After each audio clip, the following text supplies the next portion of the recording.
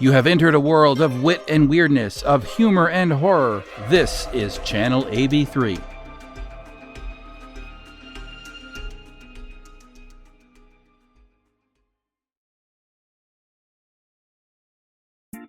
Greetings, I'm Bruno III, the mastermind behind this podcast.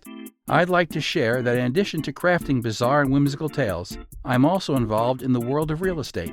Whether you're in the market to sell your home, find a new one, or explore real estate investment opportunities, don't hesitate to get in touch with me at albertbruno3@kw.com. And now, without further ado, let's dive into today's episode. Sugar-Coated Sacraments by Bruno III. Read by Auravoice.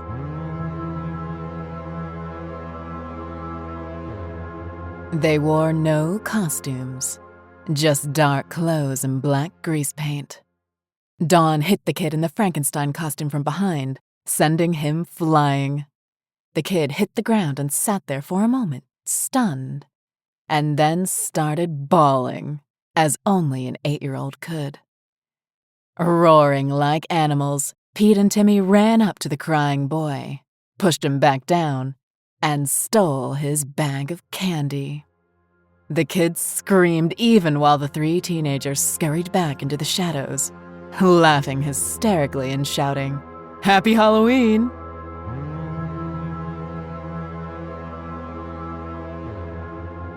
"17 minutes later, and halfway across Schenectady, they hid behind a car and prepared to strike again. Timmy pointed. "Check out the kid in the skeleton costume over there." "Nah, over by the alley is better. There are 4 of them, see?" Dawn whispered. "Where?" Pete asked. Dawn pointed again. "Right over there." "Oh," Pete nodded. "See any parents?" "Nah." "How old do you think they are?" Timmy said. Dawn laughed. "Who cares? Look at the size of those bags." The 4 children moved down the street, stopping at each house to ring the bell and chant, "Trick or treat." In a few moments, the brightly colored costume foursome scampered in front of the parked car. Dawn darted out from hiding, running by and snatching a bulging pillowcase from one of the shocked children. The kids were screaming by the time Timmy and Pete were on their victims. Timmy snatched the bag from his prey easily. Pete was having a bit more trouble. The girl in the princess costume was hanging on to her treats for dear life. Everyone winced at her high-pitched screams. Dawn and Timmy were halfway up the street when they turned to see their friend involved in a tug-of-war with a girl half his size. A fat man stormed out onto his front porch, his voice a meaty bellow. "What are you doing? Hey, you kid!" Dawn gasped. "Ah, crap!" Several things happened at once. First, the fat man called into his house, "Call the police, Ellen!" Then, the faded blue pillowcase tore in half, spilling candy and one lone apple onto the street. Without thinking, Pete bent to scoop up a handful and received a swift kick in the nose from the little girl. Pete fell to his knees. The 4 enraged children pounced on him. The other candy thieves doubled back and started shoving and throwing 4th graders in every direction. "Hold it right there!" The fat man was running across his lawn, puffing like he was in the middle of a marathon. "Hey, you kids!" Dawn pulled Pete up onto his feet, and the 3 boys started running, the voice of the fat man driving them forward.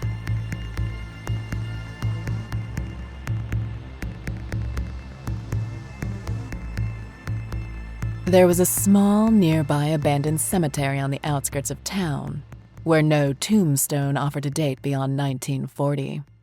A frosty wind wove its way between the dying trees, toppled headstones, and defaced mausoleums, carrying in its wake the sound of laughter. "The nose didn't hurt so bad. It was when the other one kicked me in the balls. That's what hurt. Pete snickered through a mouthful of milk duds. It hurt so bad I couldn't move. I thought I was gonna die. Don had 3 lollipops stuffed into his mouth. Is that why we had to carry you while we were running from that guy? They sat in a small clearing. The unkept grass was tall enough to mask their presence among the broken grave markers. Timmy ran his hands through the rapidly thinning pile of candy. This has got to be the best Halloween we've ever had. Don bit down, chewed, and then spit 3 bent white sticks out of sight. Here's to tradition. They had been doing this for 4 years, an idea born on an October afternoon when one of them had commented, I want to get candy, but trick-or-treating is so stupid. The rest was history. Don sifted through the pile of sweets, cursing at the unbelievable amount of candy corn they had. Who eats this shit? Not me. Can't stand it. The other 2 looked to Don as their leader, mostly because he could always get them beer and was gifted with an almost magical way with girls.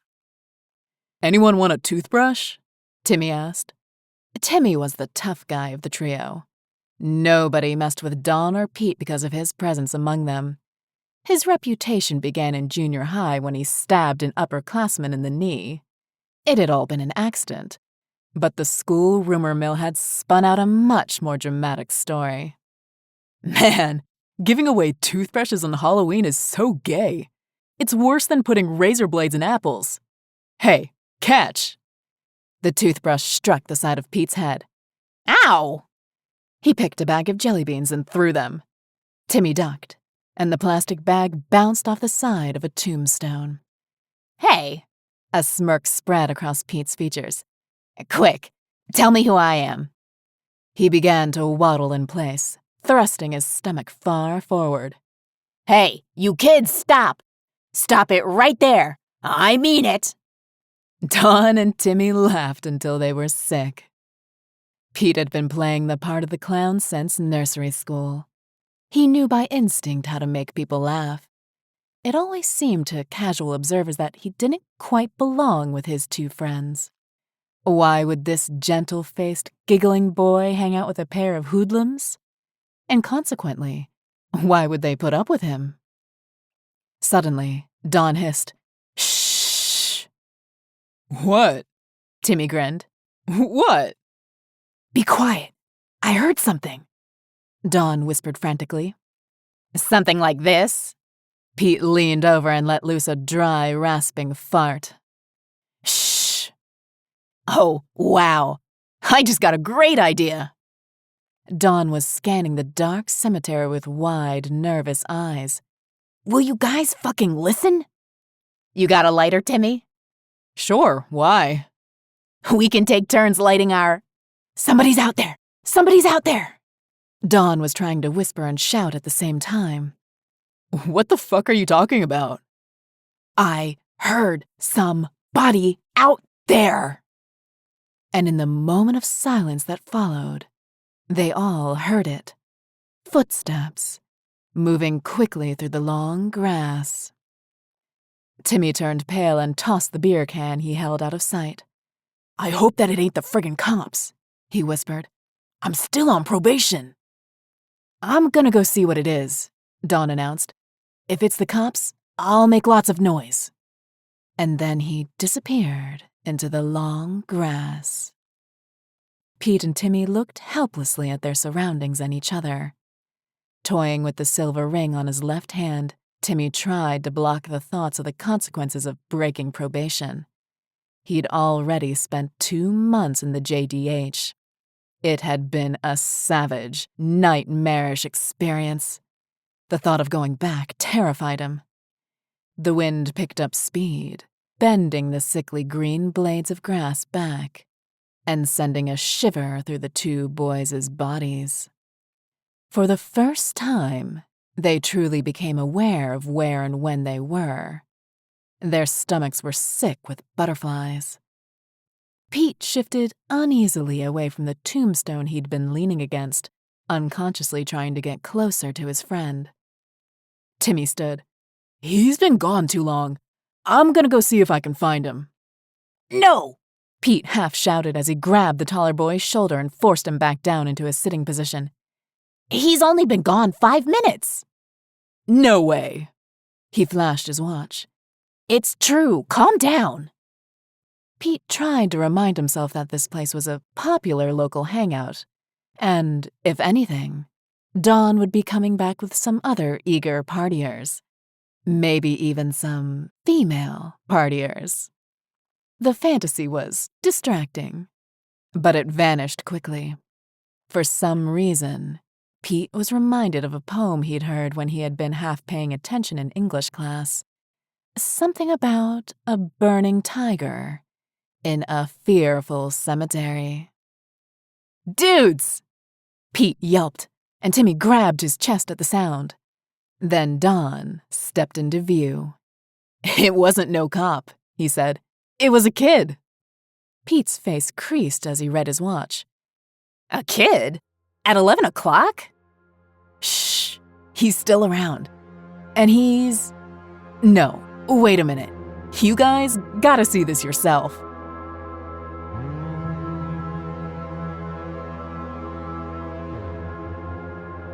A child half ran, half skipped through the shadowed graveyard, clutching an empty pillowcase in each hand. The store-bought skeleton costume and mask made the wearer indistinguishable from any other of the kids they'd seen tonight. "I thought you said the kid had 2 full bags," Timmy whispered from behind the cover of a tombstone. Don watched the small figure recede. "He did." "Well, maybe he was really hungry," Pete snickered. Without warning, Don clouted Pete upside the head. "Fuck you." "Ow! What did I do?" "Maybe the kid lives here," Timmy suggested. Pete laughed. "No one lives in a cemetery." "No duh," Timmy sneered. "I meant maybe he lives close by the cemetery." "Maybe he's got a treehouse or something around here." Don stood. "Let's see if we can find it." He led them back along the path the costume child had come from, until they found themselves standing in a clearing. The darkness made the landscape surreal. The boundary between shadow and solid reality seemed to twist and blur. It took their eyes a few moments to realize what occupied the center of the clearing. When realization came, it kept them standing there, struck dumb by awe and greed. A crude table had been made from a trio of tombstones, and scattered around it was candy.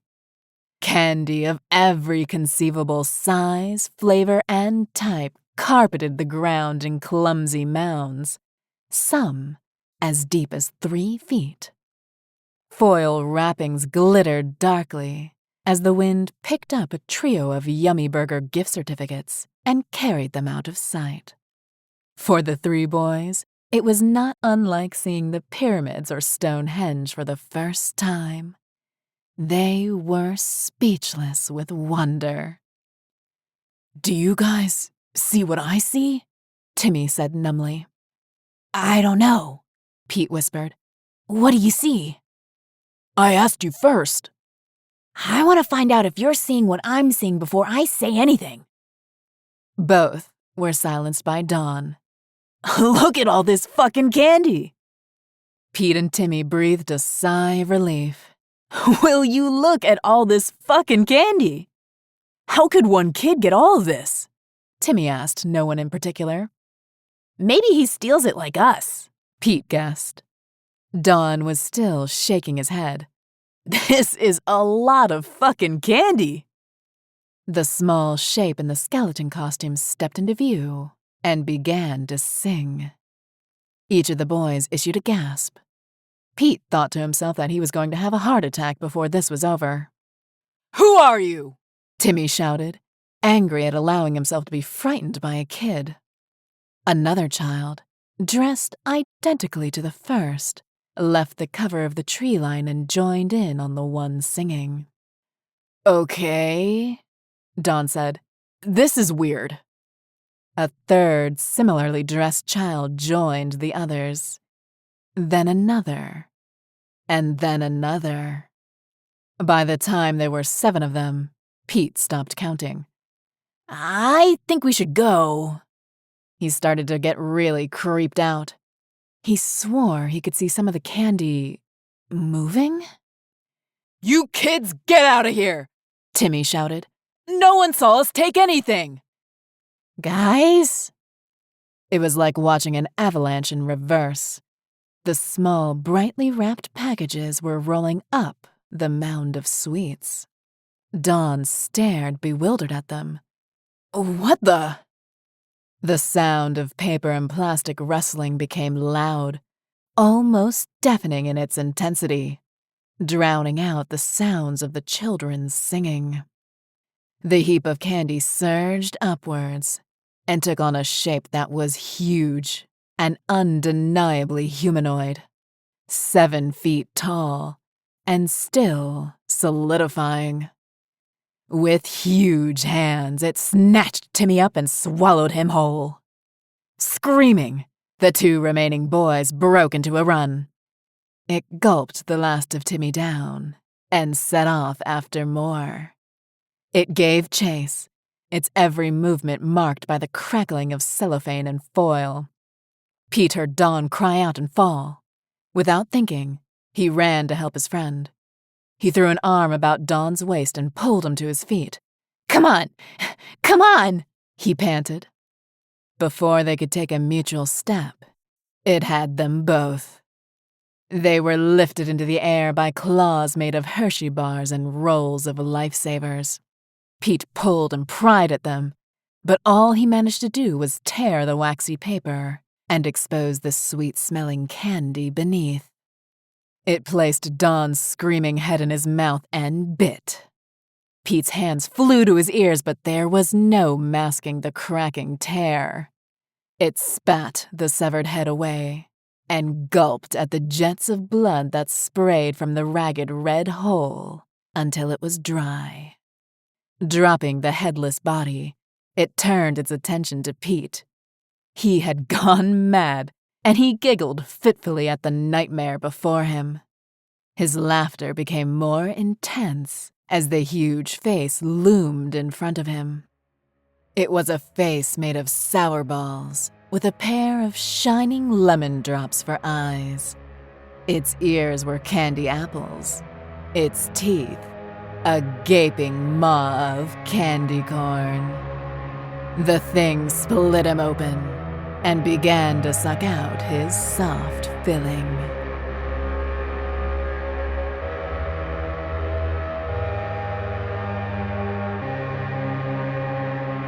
After a while, the screams had died down. The costumed children waited patiently at the gravestone altar. The masks had been taken off, revealing soft faces and disheveled hair. They were scared. Scared even though their dreams had promised that the confection wouldn't harm them. But how could they hear screams like that and not be afraid? The confection stepped out of the woods, licking its fingers in a self-satisfied way. Its stomach of Kit Kat bars and pixie sticks bulged. Instinctively, the children resumed their dream hymn. Grinning, the confection made its way through the identically dressed throng, pausing to pinch the occasional cheek or pat the occasional head. All in all, very fine. Its voice was a dignified rustle. But next year, less quantity, more quality. Something younger, something plumper. The children nodded. It stepped up onto the gravestone altar and looked out over them. The confection raised its arms and the singing stopped. Over a dozen little skeletons surged forward. They tore the confection limb from limb. Then they tore those limbs apart piece by piece and filled their pillowcases and store-bought bags with candy. Curiously, none of the sweets were streaked with blood or dirt. And when the next morning came, they knew they would find more treats mixed in with the candy, wrinkled currency, and tarnished trinkets of gold and silver. Each of the children paused a moment at the gravestone altar to offer thanks and whisper a wish. Already, some were making plans for next year, figuring out ways to lure cruel adults and schoolyard rivals into this dark and sacred place. Next year was going to be the best Halloween ever.